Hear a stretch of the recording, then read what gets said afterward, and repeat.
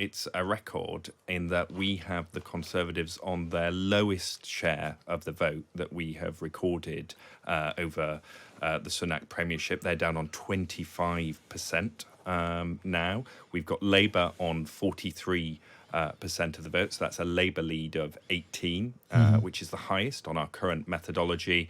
And then we've got the Lib Dems and Reform both tying at 11%, and the Greens on 5. So it is quite, after that bad week for Rishi Sunak, it is quite a dire result. We've tended to have higher Tory vote shares than most other pollsters for various reasons. And the fact that it's down at 25% on our series is telling you something about the trouble that the Conservatives are in. Right. So an 18-point lead for Labour on your polling, and the way you do your polls, that is bad news indeed. When you say the worst that we've seen for Rishi Sunak, what about compared to Liz Truss? Because that was a pretty low point. Yeah, I mean, we started our polling last year, so we don't have a comparable point, but we do have comparable data points from other pollsters. And there was another poll out today, which is, arguably more jaw-dropping, which had the Conservatives at 19%. That was a YouGov poll. They've only had that vote share in the last week of the Liz Truss premiership. So, 19%, not even getting 1 in 5 voters anymore. And interestingly as well, in that poll, Reform on 15%, so only 4 points behind, really now snapping at the heels of the Conservatives in that polling as well. So, if that poll is right, Rishi Sunak is now at the level Liz Truss was when she was ejected from Downing Street. I guess you have to call that plumbing depths. If not new depths, then very low depths. And what about the reasoning for that? Does your data tell us about that? We know the stories. We know about the Frank Hester, the big donor row about racist remarks. We know about the leadership speculation, which just bubbles and bubbles. There's the Lee Anderson defects into Reform. Does your evidence tell you where this is coming from? Maybe it's just a combination of everything. It's a combination of all of it. And I was speaking to voters, because the polling, we do the focus groups where we talk to voters about why they're giving particular answers in polls. And I was talking to voters in Worthing, which is a Labour target seat at this election, East Worthing and Shoreham.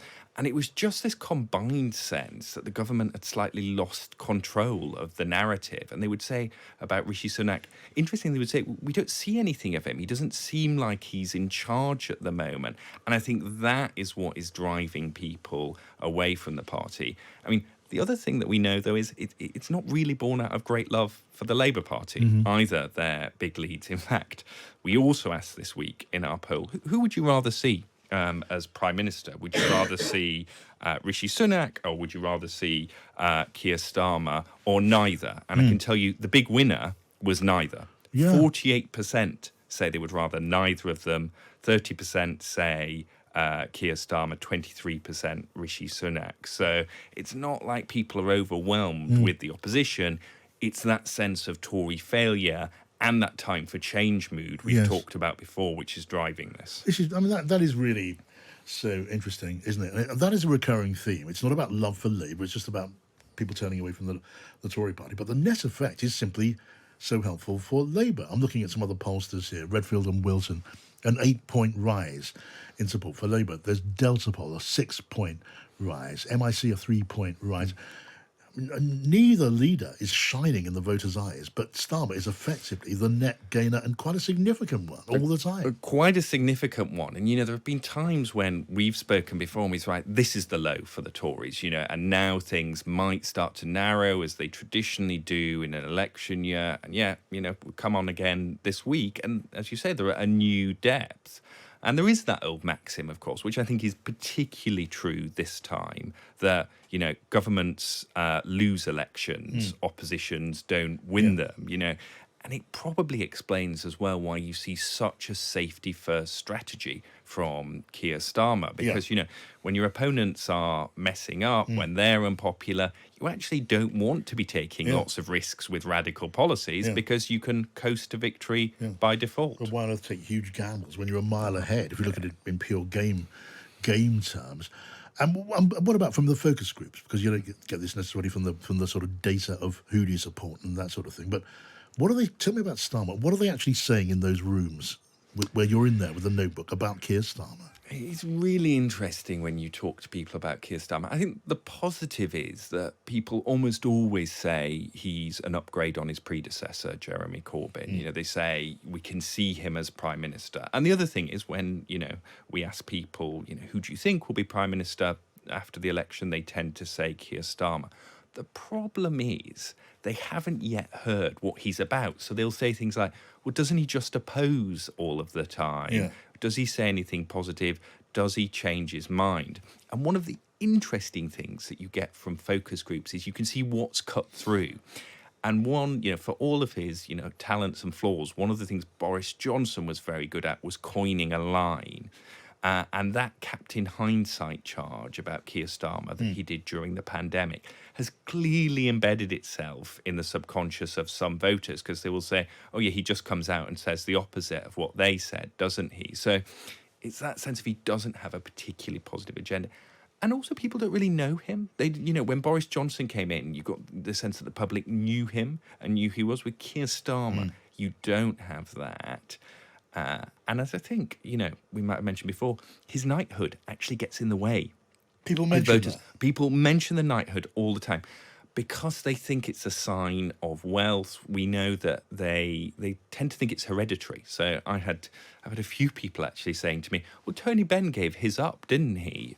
His title. So why weren't Keir Starmer doing the same? Not realising, of course, Keir Starmer got his for his work as DPP. Tony Benn's was a hereditary title that he had to give up to get in the Commons. It's curious that someone would have enough of a memory to remember Viscount Stansgate becoming Tony Benn, but not realise that Sir Keir Starmer is not a baronet. That's a curious thing. But it doesn't, as you say, seem to be hurting them. We did see even before 97, the landslide of 1997, we did see the polls narrowing up to polling day, and that was in a big way before 1992.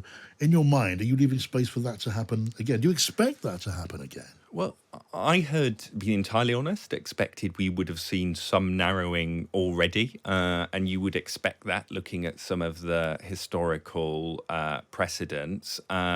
Once we get into the heat of an election campaign, I think what we might see, when there becomes that focus on either Keir Starmer or Rishi Sunak becoming Prime Minister, a particular squeeze on that reform vote. Yeah. I think you'll see, not all, because we know some of them don't want to go back to the Conservatives, but I think that might help them close the gap a little bit once you get into that campaign setting. But why would it? I mean, reform have got their appeal to people who want, plague on all your houses, all that sort of thing, not impressed by anybody. There is a sort of gravitational pull among a certain demographic towards reform. Why would that slacken off? Oh, yeah, and it's definitely not true. I don't think they would get them all back. I think that it's very clear some of them actually want to punish the Conservatives, and others, sometimes we talk to Reform voters and they sound more like Corbynites than ex-Tories. Talk about rigged system, corporate greed. But I think there's a chunk of them, I think it's about a third we find, who are basically at the moment disgruntled Tories. And at the end of the day, faced with the choice between Keir Starmer or Rishi Sunak in return, I think some of them will go home. I mean, it won't close the gap by much, but it might lead to some narrowing. As it is, though, Luke, it is the case that Reform seem to be gaining ground, not losing it. They're gaining ground on the Conservatives. And you have to wonder, are we getting close to a point where the two parties cross over, where Reform are actually ahead? Because if that happens, I'm not really predicting that is going to happen, but it could happen. And if it does happen, surely that's a breakthrough moment. It would be massive headlines. People would start looking at Reform who may not have looked in that direction before.